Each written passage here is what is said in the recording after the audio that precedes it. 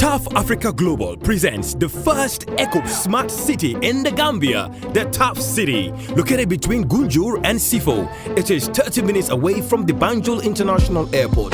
At TAF City, you will be able to live, work, play, and shop in a healthy multi-purpose community. This vibrant urban environment will meet your everyday needs with commercial, business, recreational, and other complementary services to increase the value of your home. With up to 5,000 units of affordable homes on a 500-hectare land, TAF City will be twice the size of Banjul. Prime location, stunning properties, and amazing discount of 20% for the first 50 buyers. Make an appointment today to secure your property. For more information, please call +220-776233 or +220-376-2333, or you can send an email to info@tafafricaglobal.com. Better still, visit our office at Madiba Mall, Bruford Gardens Estate. TAF City, a green and smart city accessible to all.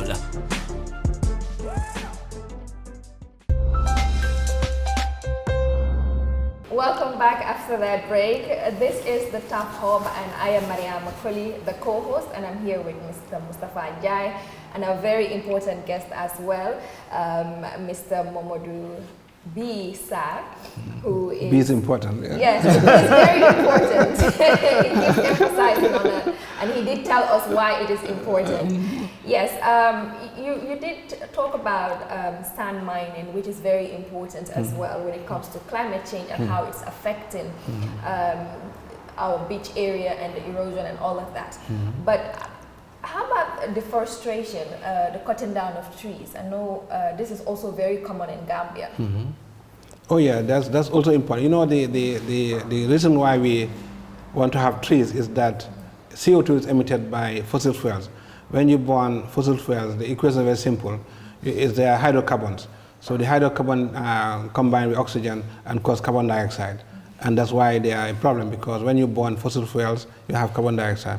But the carbon dioxide can be recycled by plants, because the plant also needs carbon dioxide with oxygen to provide plant tissue, and they provide water as an outcome. So you have plants that use the carbon dioxide for their own survival, because that's what they need to grow. So they combine with oxygen, and then create what's it called, with water. Sorry, carbon dioxide and water create a molecule that they use as their tissue. And so the more trees you have, the more you capture the carbon dioxide, because carbon dioxide is a problem. Not only carbon dioxide, but there are other gases too that cause climate change. But the main one is carbon dioxide. You have methane, you have CFCs, you have HCFCs, but those are small fractions. The largest contributions are both methane and carbon dioxide. So trees actually they need carbon dioxide to survive. So they capture it and remove it from the atmosphere. So the more trees you have, the less carbon dioxide you have in the world. That's why they're emphasizing that we protect our forests in Congo, in Brazil. All the noise about Brazil is because Brazil is a major sink, they call it sink, that captures carbon dioxide from the atmosphere. So when you cut the trees, they are no longer available to capture the carbon dioxide and take it out of the system. And that's why trees are very important. And when you also cut trees, biodiversity, people cut a tree, they think that you cut leaves. Yeah. But if you look at the tree, there are birds living there, birds. There are lizards living there. There are maybe snakes living there. There are, squirrels. So they all die because they don't have any other place to go. And even insects that are contributing to the fertility of the sun. Exactly, you're right, yeah. So even our pollen, that the crops that we have, is the insects that pollinize it, and so, so they also die. So a tree, people just think that you cut a tree, but sometimes you kill about 100 lives. If you look at all the insects that are living there, all the squirrels, all the birds, lizards, they all die because they have nowhere to go. So that's also a factor that people don't consider. They just cut a tree and think it's the leaves that die. No, there are things that live there that also disappear.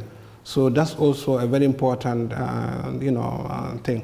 And in Gambia, we also have rice cultivation, where we have rice in swamps, and they also cause methane emissions. So we need rice to live, But now they're going to Nerika rice, which is upland, so you don't need to have a flooded area. They can grow on upland area without being flooded, because they discovered that rice fields contribute methane gas, which is also a greenhouse gas that contributes to climate change, and it's 20 times more strong to the environment than even CO2, carbon dioxide. So methane gas is very, very serious threat to climate change, and they are from swampy rice fields. So now they go into Nerika rice fields. We don't need that kind of flooding to survive. So trees are highly important. That's why they use them to mitigate impacts of climate change.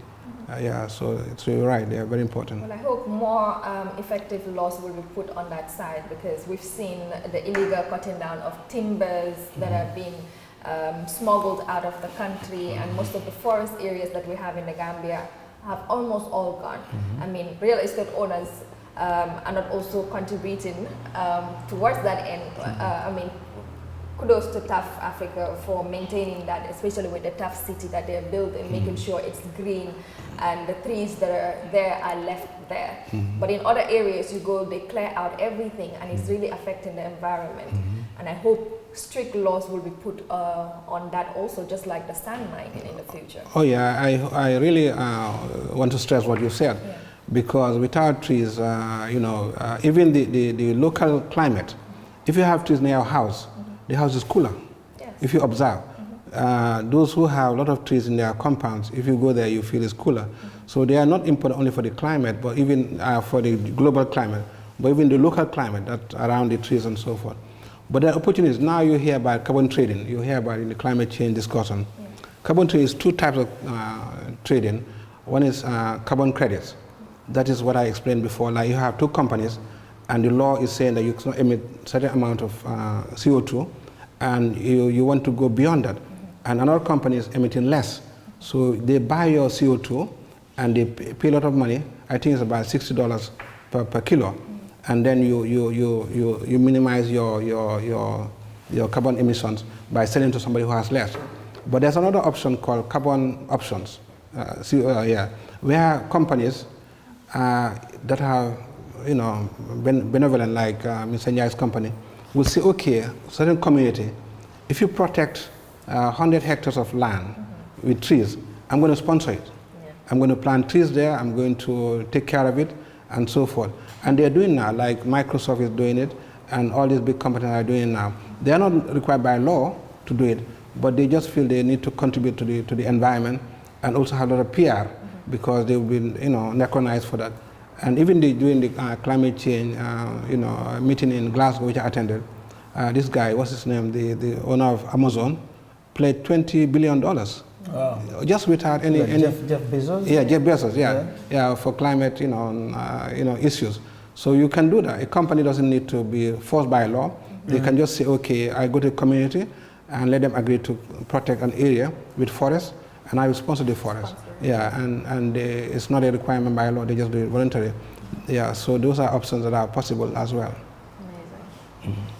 Now, in the Gambia, what are the environmental considerations in choosing one's most preferred location to build a residential home, which is also a key? People think they can just build anywhere in the country, whether it's conducive or not. Yeah, if I have to buy a property, I would select an area which is not clear type of soil. I would select areas without slopes. I would select areas which are not in all dry streams. Because if you look at the Kotu stream, because we had less rainfall for the past years, people think that you can build a house there, because the water level is, the water has receded, so there are many dry areas in the basin of the stream. And suddenly you have a heavy downpour, and then you have floods in their homes. So you avoid that as much as possible. And also to build right on the beach, because climate change is a reality. And if you have a house right on the beach, you might lose that house, because to protect the whole of Gambia would be too high for the country. So we cannot do that. So you have to avoid those areas that are prone to that. And then we also don't like people to use people's farmland, because there are many people who are really struggling to make ends meet, and they need to grow crops to feed their families. And if you offer them small amount of money and then take the land from them, how are they going to survive after the land is sold? So those are the things that I want to highlight and stress that are important. But when you have real estate development, the role requires to have an AI. I don't know whether we're going to talk about it. AI is a process where you predict, it means environmental impact assessment. And the World Bank calls it environmental social impact assessment. They add the S there to emphasize the social aspect of it, because the World Bank is very particular about social matters. So they want to add the S to the AIA, but we in Gambia say just AIA, and many countries just AIA. It means environmental impact assessment. What you do is that when you have a project proposed, you do a screening form. You list the kind of impacts that are going to happen there on paper, and then the size of the project, and send it to NEA. And NEA has a working group with different experts that look at the proposal and brainstorm. That proposal, we need to cut trees. This proposal, we need to pollute our water. This proposal would need to remove people. They look at impacts that are likely to happen before you start even the project. Yeah. So you need to do tours for a consultant, and the consultant we hired to look at all the things that have been raised. You know, how you're going to reduce cutting trees, how you're going to compensate landowners, how you're going to avoid polluting waters and so forth. And they write a report, a draft report. That report is sent back to the agency, and the committee will look at it again and look at whether you've answered the questions adequately. And if not, you take it back again and answer the questions appropriately. And then the community is also given a copy of the document, the draft, so they can look at it and make their own comments if they think that there are things that are pertinent for their community. When everything is done, then it's approved, so you can start your project. So AI is before the project, and that's a legal requirement for real estate estates. Yeah, because for houses you don't need that. For big projects like a real estate area, you need an AIA. AIA is not only for that, you also have bridges, for airports, for large agricultural projects, for industrial development on a large scale. So there's a list of activities that you need an AIA by law, and that's done. But the problem in Gambia is that people call themselves experts in environment when they have not even studied an environment.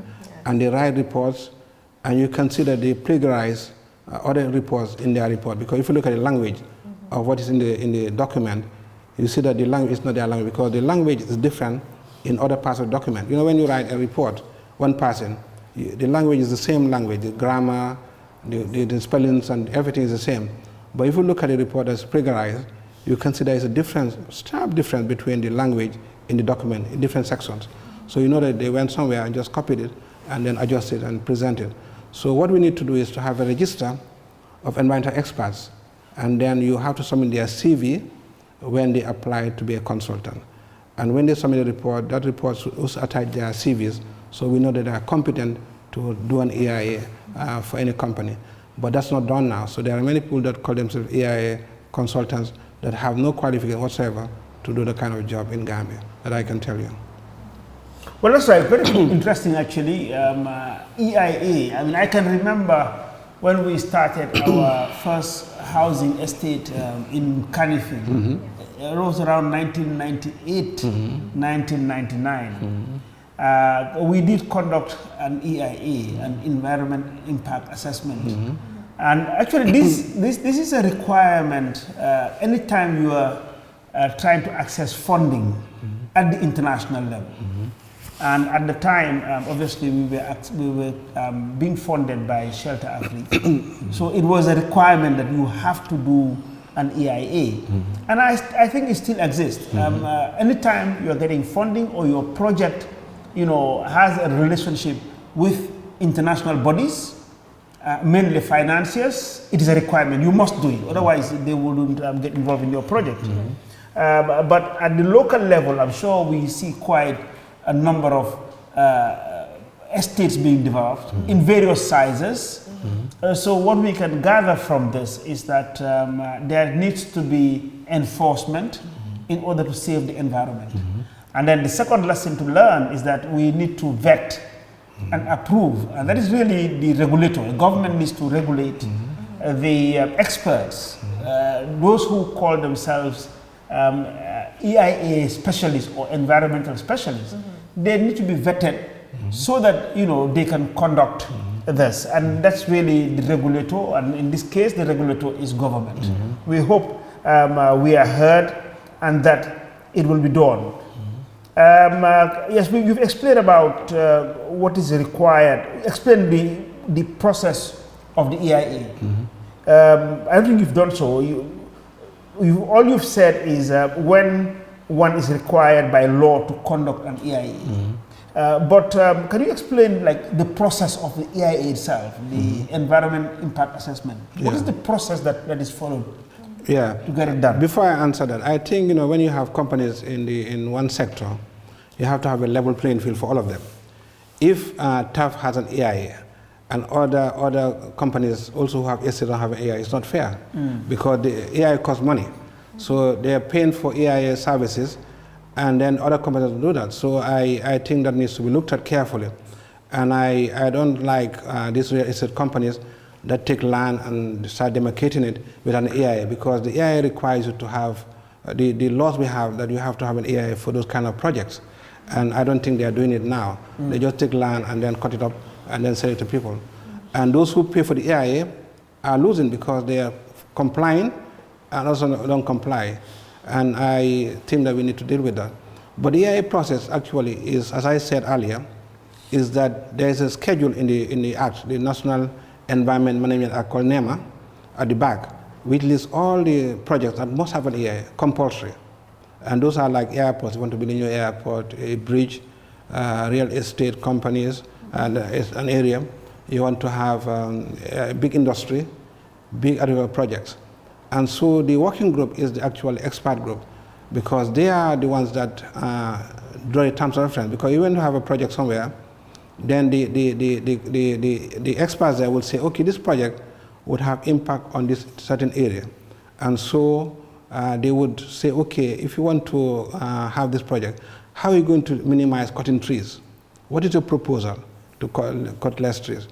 If there is a water body there, and there is this for sewage to enter the water body, how do you protect that water body from being polluted by sewage from houses? If you have people who are living there and they need to be moved, are you going to compensate them? How much are you going to compensate them?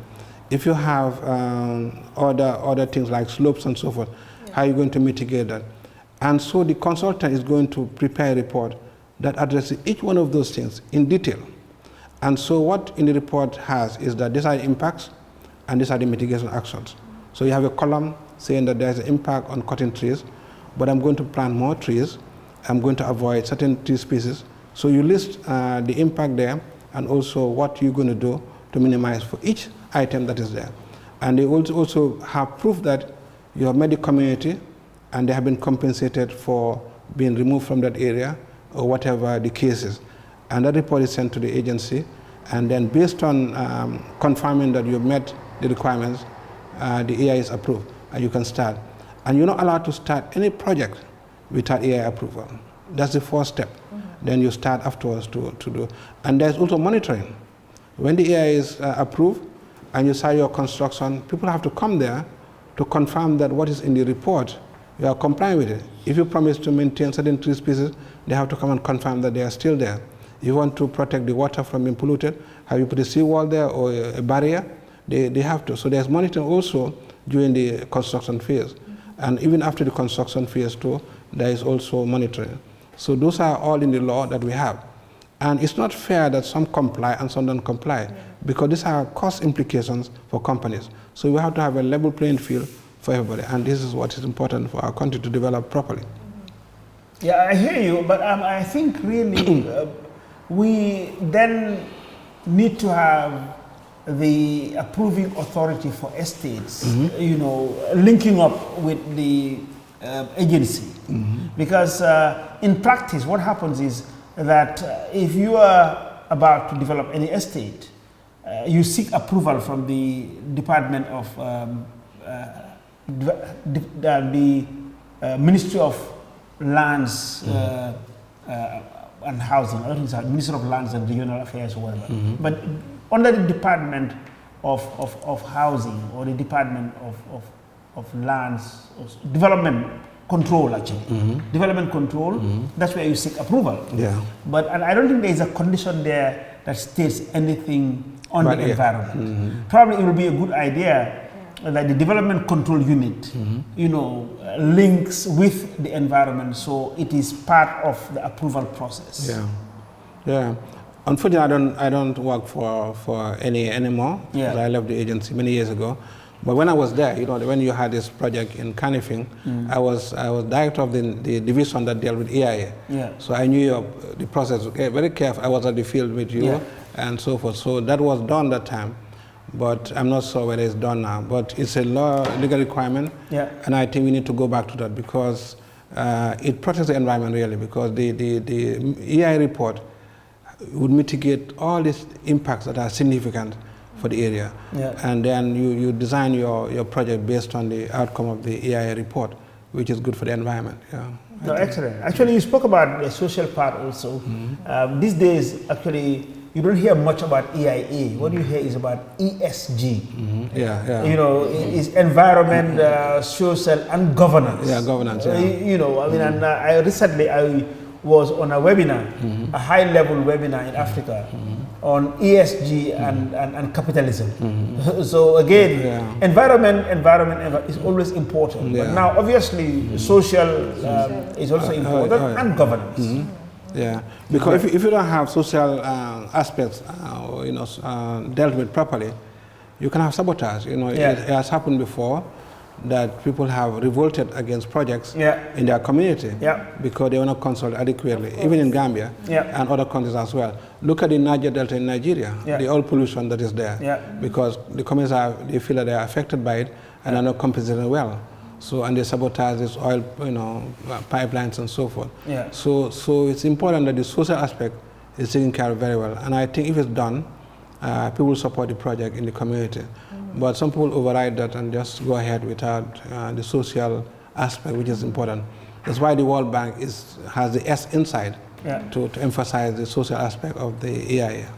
Yeah, it's very important actually, again on that, I mean, because you spoke about the Niger Delta, and probably you are aware that our biggest project was done in the Niger Delta, that's the Rift of Gulf Estate.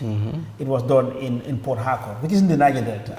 And for the purpose of this, let me just briefly explain that any project that you do in Nigeria, you have to have a CLO. A CLO is a community liaison officer. This is somebody who will now liaise between the community and the project promoters. And so if you want anything to do with the community, at least he is your conduit or she is your conduit, you know, for community interests. So as you said, then they will not revolt against you, they will not sabotage your project, and they will also take responsibility. They will take ownership of the project. And a good example of what we have done recently at the TAF City, we have close to 40 women who are employed who are from the community. Wonderful. So you give them priority. And then also we have a training program for them. Then they will take ownership. Because it is important that anytime you come to do a project like this, you must try to give maximum benefit to the project. So I totally agree with you. The S is very important, social, so that ownership is taken by the community. Yeah, excellent. I think that's a good initiative, and I think people should replicate that and emulate what you're doing because it helps the project, you know. Now, what role should certified environmentalists play in real estate development? Yeah, because the environmentalists, as I said, actually guide the EIA process. You know, they are the ones that do the EIA report. So normally it's not one person, it's a group of people. You have experts in forestry, you have experts in water, you have experts in land issues. So it's a team of experts. So the certified environment is the lead person in the group, and they lead the process. But as I said, there are many people who call themselves environment in Gambia, particularly, which I know, and they have no training environment. And I think that's risky for all of us because the reports they write are not adequately vetted, and they are not professionally, sound, and that's a danger. So the environmentalists are important. Even if you want to, like when I, during this Gunjur incident that we had, the Gunjur layout estate, you wanted sand from the beach, and we went there together with Mr. Njie and looked at how we could extract sand from the river and advise him what to do and how to do it. So environments actually help you when you start the projects to be able to follow certain guidelines that help your project and don't damage the environment.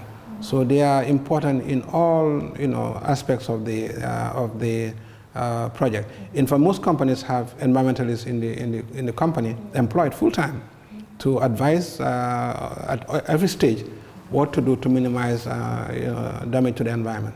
So they are critical people in this kind of projects. Yeah.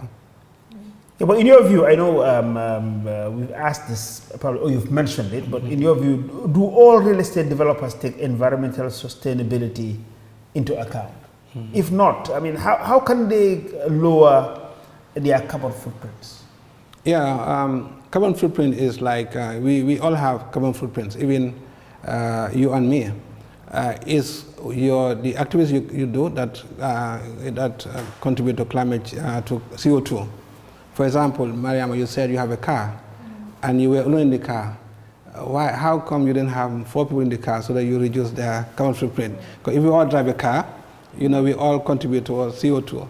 So individually, you can even check your carbon footprint and see how much you're contributing towards. There's a table you can follow and add, and then total it to see how much you're contributing.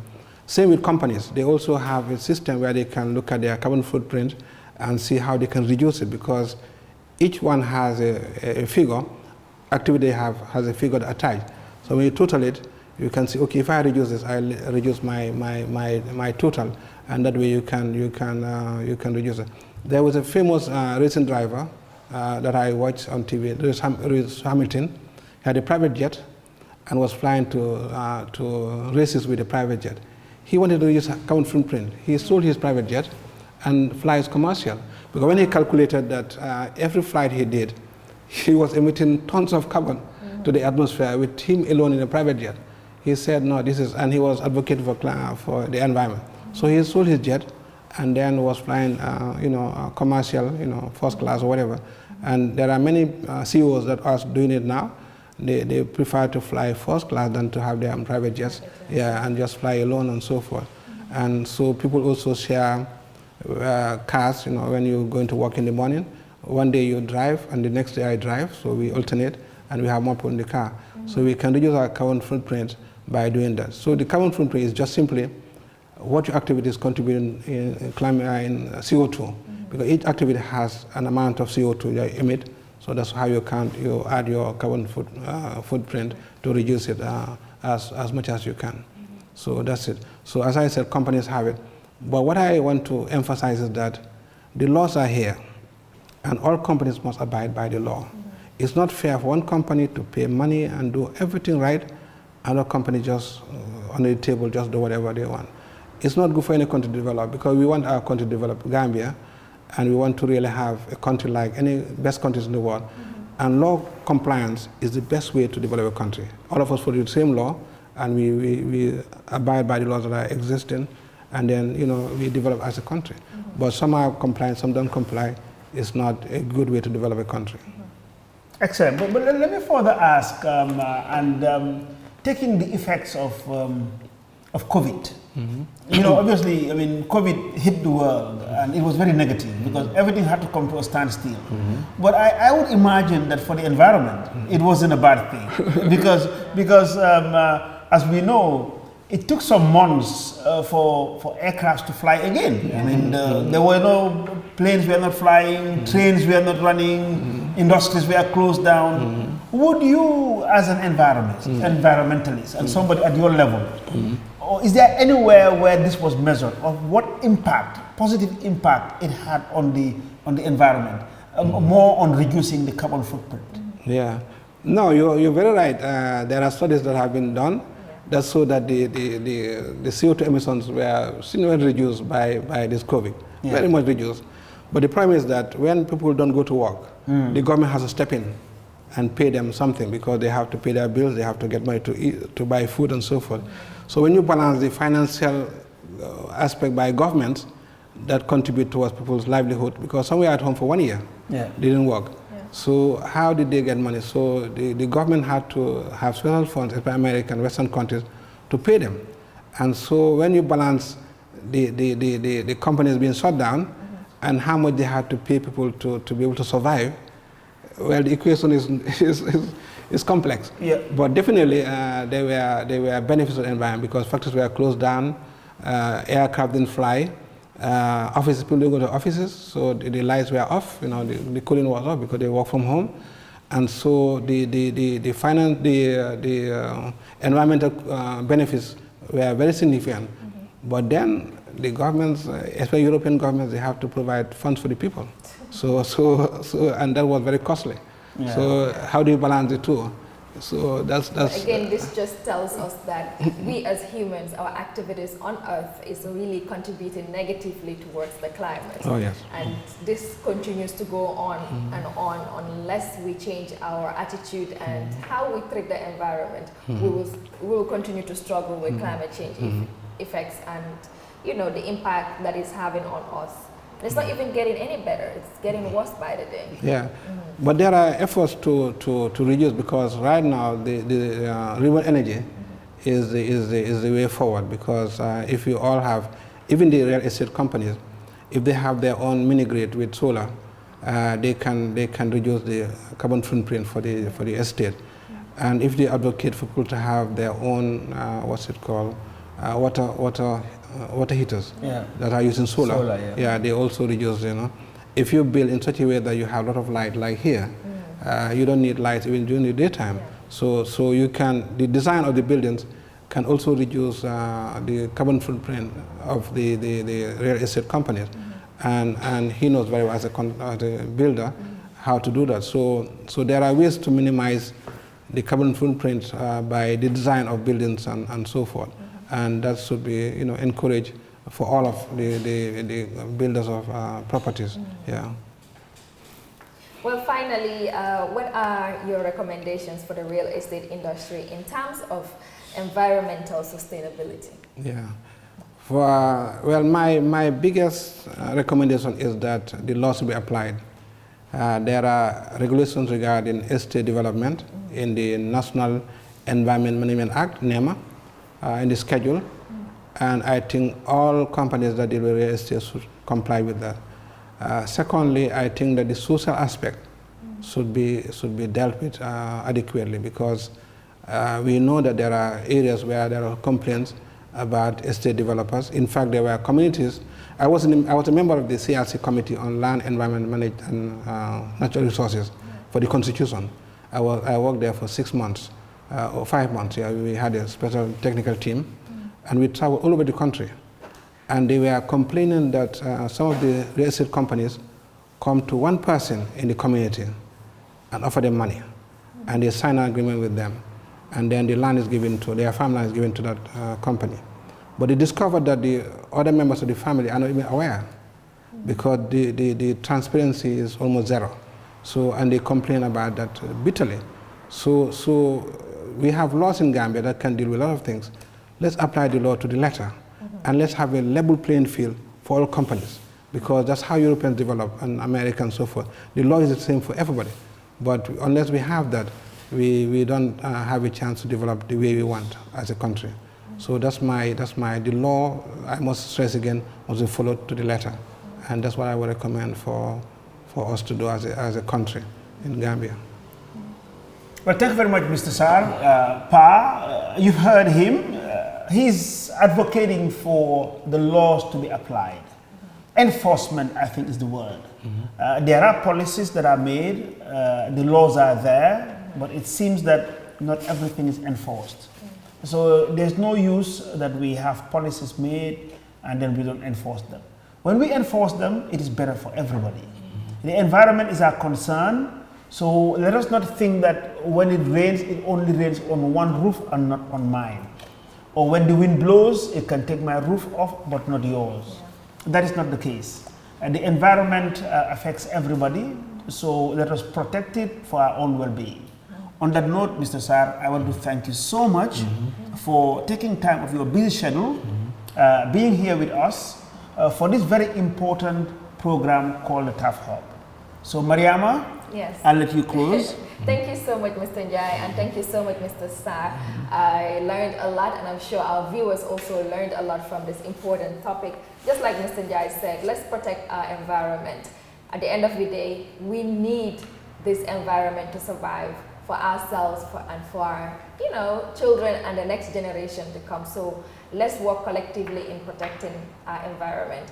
Join us on our next episode, and do subscribe on our YouTube channel. The link is on the screen. And till we come your way, bye-bye.